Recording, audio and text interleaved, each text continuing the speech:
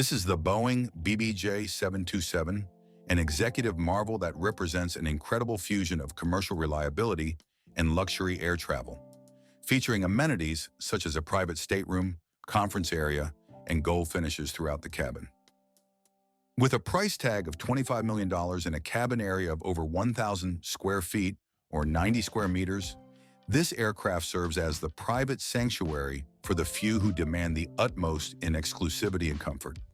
It's not just an aircraft, it's a masterpiece of engineering that has been meticulously crafted to serve as a testament to the golden age of jet travel, in an allure that only a select few can claim to experience.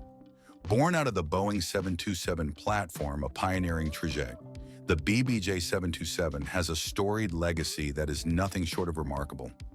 Reimagined for the VIP and corporate sectors, this jet offers a unique blend of versatility, comfort, and performance, with a transformative journey from a commercial stalwart to a luxurious sanctuary in the sky that has secured the jet its place as a timeless gem in aviation history. Stay with us till the end of the video because today we're going inside the Boeing BBJ 727 to talk about everything you need to know about this mind-blowing aircraft. Stepping inside, the cabin is huge and ultra-luxurious, typically spanning approximately 84 feet or 25 meters in length and 11 feet 7 inches or 3.5 meters in width. The cabin height is usually around 6 feet 9 inches or 2.05 meters, offering a sense of spaciousness. These dimensions result in a cabin space that allows for both functionality and luxury, providing an environment conducive to both work and relaxation. You'll often find the cabin divided into several zones, including a VIP area, conference and dining section, and a general seating or lounge space, the specifics of which are usually dictated by the owner's preferences. The galley is often fully equipped to handle gourmet meal preparation, complete with high-end appliances like convection ovens, coffee makers, and refrigerators. The counter space is generous and the storage options are well thought out, allowing the cabin crew to deliver a 5-star dining experience in the sky. Seating is the epitome of comfort and versatility. Most layouts include a mix of club seats, divans, and even fully flat beds in the VIP section. Leather upholstery, customizable reclining options, and high-end finishes are standard. The seat pitch can range from 40 inches or 1 meter in the general seating area to as generous as the owner desires in the VIP section. The aircraft is generally retrofitted with modern air circulation systems that provide excellent air quality. Cabin altitude levels usually maintain a relatively comfortable 6,500 to 7,000 feet or 2,000 to 2,130 meters, even when cruising at high altitudes, making long journeys more pleasant and mitigating the effects of jet lag. The 727 series has characteristic oval windows that offer passengers a good view, though not as expansive as some of the more modern wide-body jets. However, the windows are more than adequate for enjoying vistas or simply letting in natural light. Standard in-flight connectivity is generally basic, but retrofitted cabins feature high-speed Wi-Fi, satellite communication, and often a state-of-the-art in-flight entertainment system. Touchscreen controls, a wide array of movies, music, and sometimes even live television keep passengers entertained throughout the flight. Noise levels are generally higher compared to newer business jets equipped with the latest noise-canceling technology. However, many BBJ 727s have been retrofitted with noise-reducing features, and additional soundproofing can make the cabin quiet enough for conversation or rest. The lavatories are usually well-appointed and spacious, with premium fixtures and finishes.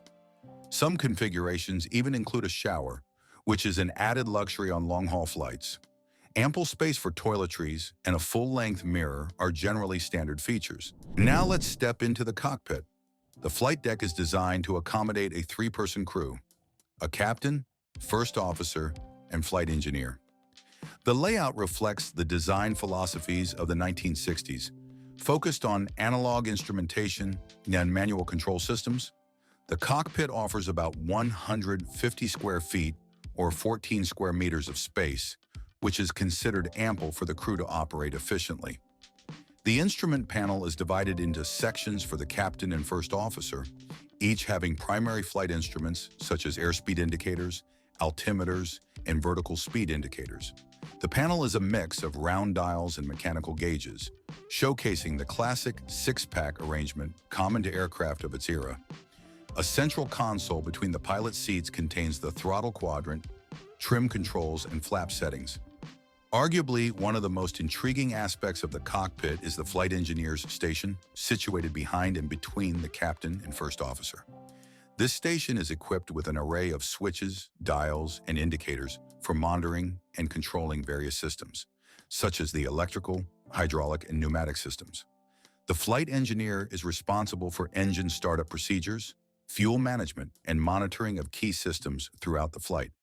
The original avionics suite is analog-based, featuring radio communication systems, a basic radar for weather monitoring, and traditional navigation aids like VHF omnidirectional range and non-directional beacon. Over the years, some operators have retrofitted their 727s with more modern avionics, such as GPS navigation and glass cockpit displays, although these are not standard.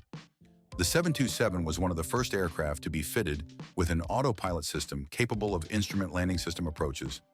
The Sperry SP-150 autopilot is commonly found in these aircraft and provides basic functionalities like altitude hold, heading select, and approach modes. It's far from the sophisticated systems found in modern aircraft, but still offers a significant aid to pilots, especially during long flights. The plane features hydraulic controls with manual reversion options for critical control surfaces like the ailerons and elevators. The aircraft employs a combination of servo tabs and geared tabs for control forces, which makes manual flying quite labor-intensive compared to fly-by-wire systems in modern jets. One point worth noting is the cockpit window design, which offers reasonably good visibility but does not compare to the expansive field of view available in more modern airliners. The side windows are adequately sized but lack the larger dimensions found in newer aircraft designs. As for communication, the original setup typically featured HF and VHF radios, although upgrades often include satellite communication systems for transoceanic flights. Navigational capabilities are provided by traditional inertial navigation systems or, in retrofitted aircraft, modern flight management systems. Given its age, the ergonomics of the cockpit are not up to modern standards. Crew seats are manually adjustable and do not offer the same level of comfort as contemporary designs. However, the layout is straightforward and logical, allowing for relatively easy access to controls and systems. Now let's talk about the engine, performance specifications, and how it flies. The Boeing BBJ 727 is powered by three Pratt & Whitney JT8D turbofan engines with a TBO of 20,000 to 25,000 hours, each producing 14,000 pounds of thrust. The aircraft requires 8,300 feet or 2,500 meters of runway to take off at sea level on a standard day. The engines allow a maximum rate of climb per minute of 2,500 feet or 760 meters and a maximum cruising altitude of 42,000 feet or 12,800 meters. The plane has a maximum speed of Mach 0.90, a maximum cruise speed of 500 knots, with an average hourly fuel burn of 12,000 pounds or 5,450 kilograms. The jet has a maximum range of 2,250 nautical miles, which is 2,590 miles or 4,170 kilometers, and a minimum landing distance of 6,000 feet or 1,830 meters. The base purchase price for a new Boeing BBJ 727 was about $25 million before options back when it was launched. However, this figure could vary based on customization and configuration, and the charter price is estimated at $20,000 to $30,000 per hour. Naturally, prices will vary depending on availability, fuel prices, ground fees, and more. While the annual fixed cost is roughly $1 million to $2 million, the average hourly operating cost is estimated at $10,000 to $15,000. Thank you for staying with us till the end. Here are 2 videos you can watch next. If you enjoyed this video, please make sure to leave a like and subscribe. Thanks for watching.